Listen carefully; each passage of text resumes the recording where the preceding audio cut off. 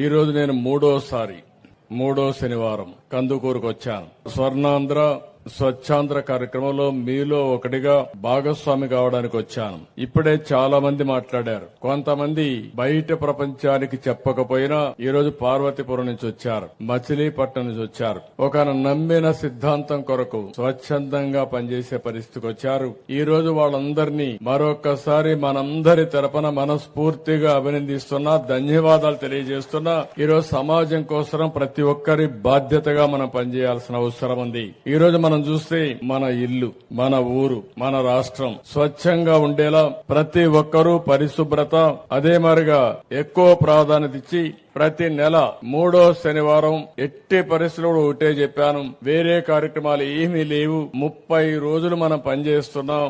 30 రోజులు మన సమయాన్ని మనకు తెలియకుండా వెళ్లిపోతుంది.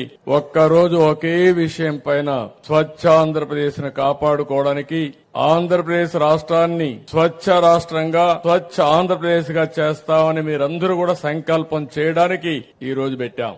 గవర్నమెంట్ లో అందరినీ కోరాను, పిల్లల్లో అందరినీ కోరాం. అందరం కలిసి ఈ విషయాన్ని ఆలోచించుకోవాల్సిన అవసరం ఉంది.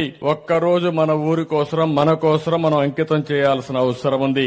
ఈ రోజు ఇంత మునుపు మాట్లాడితే కొంతమంది చాలా స్పష్టంగా చెప్పారు. అది చూస్తే నాకు అనిపించింది ఇంకా కొన్ని రోజులు బాగా వెళుతుంది. రాబోయే రోజుల్లో మనందరికీ అది ఒక సాంప్రదాయంగా తయారు కావాలని. ముందు ఎక్కడో మార్చక్కర్లేదు, మీ మైండ్ మీరు మార్చుకుంటే ముందు ఆలోచన మైండ్ నుంచే పుడతాయి. స్వచ్ఛమైన ఆలోచనలు మీ మైండ్ లో నుంచి వస్తే ఇంకా ఈ రాష్ట్రానికి తిరుగులేదు, మీకు తిరుగులేదు, మీ కుటుంబానికి కూడా తిరుగు లేదని మరొకసారి ఆలోచిస్తున్నా. మీరు చూడండి, ఒక చెడు ఆలోచన చేసే వ్యక్తికి చెడు స్నేహమే వస్తుంది. అదే మరిగా ఆయన ఎకో సిస్టమ్ కూడా వాళ్లే బిల్డప్ అవుతారు. ఒక మంచి వ్యక్తి మంచి ఆలోచన చేస్తే మంచి వాళ్ళందరూ వస్తారు. దానివల్ల వాళ్ళ వల్ల మంచి జరిగే పరిస్థితి వస్తుంది.